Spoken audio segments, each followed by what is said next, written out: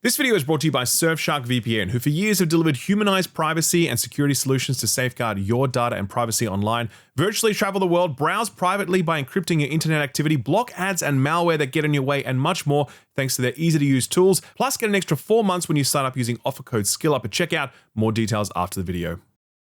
Resonance: A Plague Tale Legacy. Excited to talk about this one actually. I'm a very big fan of this series. The previous two games, A Plague Tale Innocence and A Plague Tale Requiem, were fairly defining games of the last generation, I think. Not in the sense that they sold a lot, which they did, and not in the sense that they were critically acclaimed, which they were. It's more about the fact that those games, along with a handful of others at the time, were AA hits at a time when the AA scene was feeling increasingly imperiled, a feeling that's only intensified in the time since. Innocence felt so breakthrough in so many regards, from its plague-stricken setting, to its stealth combat gameplay, to its puzzles that were all about manipulating swarms of rats. Gross when you think about it, but incredibly fun to play, trust me. All of this was wrapped up in a package that looked $1 million, even though you could tell that the budget for this game would have been vastly smaller than your traditional AAA title. To top it all off, it just so happened to be beautifully written and emotionally affecting in a way that few games are able to achieve. Are you stupid or what? I am not stupid! Don't shout. Children, that's enough noise. I want to see Mummy! Shut up! You're going to get us killed. The second game, Requiem, had more budget, more scale, more ambition, and truthfully, I think a little was lost with all that more. Innocence felt so scrappy and intimate, benefiting from constraints in the way that all the best art does. In contrast, Requiem felt a little more flashy and slick as it was reaching for a wider audience, and it was still great, don't get me wrong, but I think it was reaching for just a little too much. That story concluded with great finality, and the studio, Asobo, haven't been at all shy about sharing their reasons for not continuing that story, at least for the moment. In an interview with Games Radar, the Asobo CEO David Dedian said, quote, "We knew some of our fans were really eager to see the follow-up teased in Requiem, but the team spent over 7 years with these characters, and to keep things fresh, to preserve that creative spark, we felt we needed to take a break, to clear our heads and reinvent ourselves," end quote. And you know what? Fair enough. And that brings us to Resonance: A Plague Tale Legacy, a game set more than a decade before the events of the first game, starring a familiar, albeit younger here, face, Sophia, who in Innocence was a help to Amicia and Hugo in a crucial moment, but here she's her own woman, on the run from a thieving outfit that she left behind and the Venetian army for some reasons that aren't entirely clear yet. This is probably a good time to clarify what the preview build I played involved. It was 2 chapters, the first set on a Greek island dotted with ancient mythical ruins, and the second being the underbelly of that island where I was feeling my way through the darkness while pursued by something we'll talk about a bit later. So here's where the preview gets a little complicated. Even though I played 2 chapters, I'm only allowed to show you footage from one of those chapters, the one set above ground. That's a cry and shame because I honestly didn't love that chapter for reasons I'll describe, but I really loved the second chapter, the one that I'm not allowed to show you. I'm very confused why Focus would want to hold this footage back, since I think it does a fantastic job of showing what's unique about this game, whereas the other chapter feels like Uncharted or Tomb Raider again. Perfectly fine if you're after another one of those, but I appreciate this series for its unique choices, and this chapter doesn't have a lot of those. And that's kind of the TLDR for this video, to be honest. This is a very different package from the other 2 Plague Tale games, and that's fine, especially given the team were clear that they wanted to stretch some other creative muscles. But I'm not yet bought into a number of those decisions, and I'll need to spend more time with them to see where they land. Other parts of the package, particularly that second chapter, have immediately hooked me, but it's hard for me to convince you of that when I can't show it to you. For now, you'll just have to trust me when I say that there's more to this game than at first meets the eye, and ultimately, I have a lot of faith in the talent of this team because they haven't let us down yet, and I don't think they're about to start now.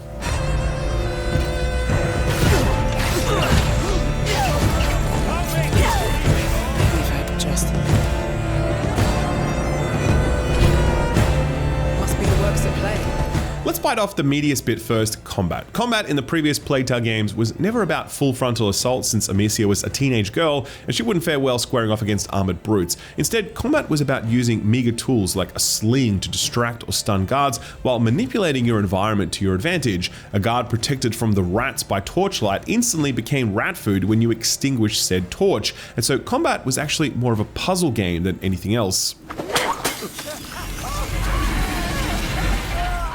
Here in Resonance, combat is combat. Sophia is a trained brawler and has absolutely no trouble in a fight. In Chapter 5, which is where my preview kicked off, Sophia already has a number of combat maneuvers, weapons, and equipable items at her disposal, and frankly, she's a bit of a powerhouse.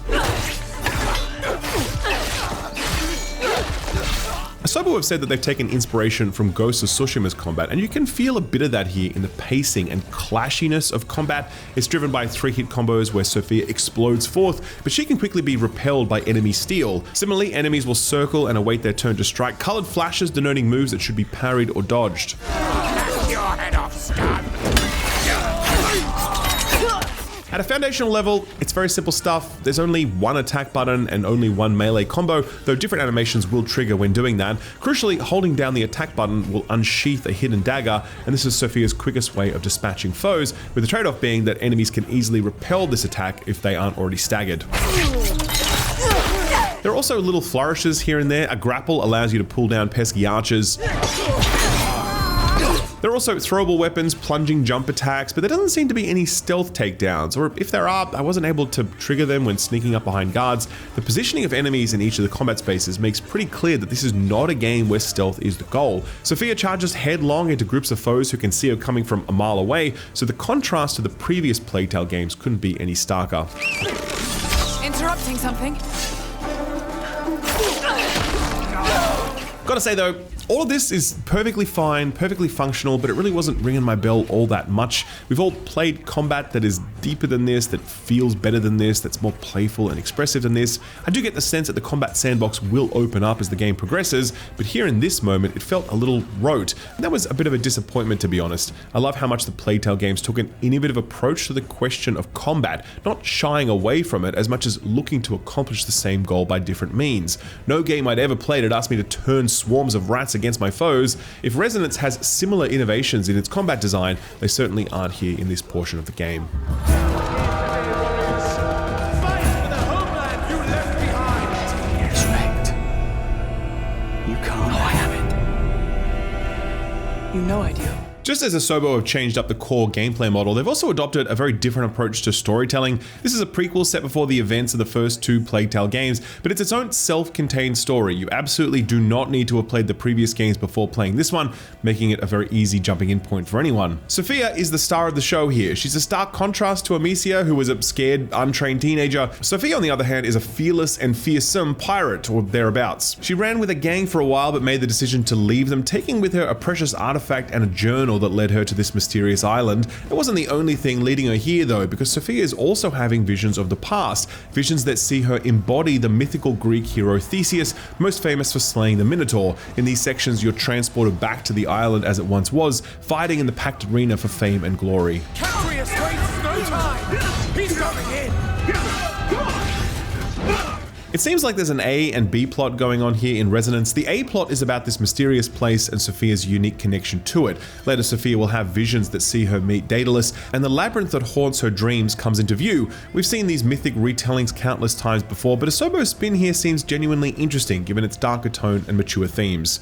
The B plot is the one about Sophia on the run from her old criminal gang, fighting alongside her trusted friend who came along for the ride. This one, I'm honestly not too sure about yet. The gang members that pursue her all cut an interesting figure in that they have plenty of presence and personality, and they certainly don't look like they're messing around when they threaten Sophia or her friend Lenny. Truth is, I honestly just haven't seen enough of this yet to really have a firm view on it, but storytelling was always a strength of this team, and I very much doubt they're going to drop the ball this time around. You left the whole gang to face the army alone. You left with the sphere, the book. Now tell me again, you didn't betray me! I reclaimed what was mine. You heard me. Kill him. I'm a little less confident when it comes to the game's setting and puzzle design, or maybe it's better to say I'm a little more conflicted. Resonance is set, at least in this part of the game, on a mythic version of Crete, and that looks just about exactly as you'd expect it to, white stone columns and mosaic trims. The previous Plague Tale games were set in medieval France during the Plague, a location and time period not often experienced. Ancient Greece is perhaps the most rendered video game setting ever, and so it certainly doesn't leave as much of an impression as plague-ridden France. In its defense though, it is a very pretty looking game, and much like Requiem, you could tell that the team had some budget to work with here to make all of this look really great. Honestly though, the stuff you're seeing here isn't anywhere near as impressive as the stuff you're seeing underground. Again, that's the stuff I can't show you. There you'll see the underbelly of this world. It's darker, more starkly lit, more megalomaniacal in its scale. It's unique in a way that this stuff up top just isn't. I also think that from a gameplay perspective, the stuff I was playing through above ground wasn't doing a lot for me. This is very, very Uncharted, very Tomb Raider. It's tilting mirrors to light up targets, it's jumping over pillars in very specific orders lest you trigger the spike trap. It's turning slow-moving cogs and cranks this way and that to open new platforming pathways, etc. And hey, absolutely nothing wrong with this stuff. It's timeless. They're playing the classics here, and none of it is any worse than you've experienced in other games, but it's also no better. And again, I found myself reflecting on how much more interesting the stealth and puzzle sandbox of the previous games were. But the game really does flip a switch when I enter the underground. Separated from my friend who I was fighting alongside, I now need to make my way through this underground ruin while something hunts me. It's something that's only hinted at in the game's trailer, and again, I can't show it to you here, but it's an organic monster of sorts, one that clings to the walls and kind of grows out of them. It can't see you, but Sophia would attract and leave behind these blue particles on the ground whenever she'd walk or run, and the monster would track you by sensing and inhaling these particles. It couldn't enter any lit areas, however, and Sophia wouldn't leave behind any blue particles when she was crouched or hidden. So imagine this incredibly tense 30-minute long sequence where I spent all this time sprinting towards the next light source with this thing nipping at my heels, and at other times I was carefully and quietly stealthing between cover points while this monster loomed just a few feet away. Set in this darker, more striking setting, this section was absolutely the highlight of my time with the game, and ultimately it's what got me over the line, since I didn't love that first chapter and I wasn't feeling very bought in on many of the decisions that Asobo had made, but this chapter's setting, storytelling, and gameplay felt pitch perfect. Each of those elements was totally different from the previous Plague Tale games, but they had the same spirit: arresting environments, mature storytelling, as well as unique, tense, stealth-based gameplay. Come on, have some faith. So a bit of a mixed preview. You might be wondering, how do I feel coming out of all this? Well, I'll tell you, I was going to play this game no matter what, because I have a lot of faith in this studio. What this team did with Innocence and Requiem was fantastic, and I was day one with them for their next project no matter what, and that certainly hasn't changed from this preview. What I will say is that it's too early to judge Resonance based solely on these two chapters. I do need to spend more time with its story to actually immerse myself in it. I need to get to know these characters better. I need to see how the combat and stealth sandbox opens up over time. There are just too many variables right now for me to call it one way or the other. But at a high level, there's no part of this package that I'd call bad. It's not that I disliked things, it's more that some parts of it just didn't excite me as much as others. The combat and that first setting didn't grab me, but the creature chase and that underground sequence absolutely did. Overall, it is what I said a moment ago. I'm carried by my belief in this team and my genuine interest in their spin on things. If I was a betting man, I'd bet that in the end this turns out to be a great game, even if some parts of it are less unique or interesting than what Innocence and Requiem was serving up. Resonance is out pretty soon, actually. It's targeting an August 28th release, and it will be day one on Game Pass, making it very easy to check out if you're at all interested. Before that though, I will be doing a full review, so do look forward to that, and be sure to subscribe so you don't miss it. If you've got any questions, do leave them down in the comment section below, and I'll get to them in that final review. That's pretty much it. Thanks for watching, and I'll see you next time. Bye-bye. Accessing the internet is getting harder and harder every day as governments and corporations continue to enact things like age verification, geo-blocking, and straight-up censorship. Thankfully, this video sponsor Surfshark VPN exists to help you take your internet freedom back, allowing you to browse the web both freely and securely. I mean, we all know about content geo-blocking, where certain TV shows, films, and games are inaccessible to you based on where you are. Surfshark lets you sidestep many of those restrictions with a click of a button, virtually teleporting you all over the world so you can watch or play whatever you please.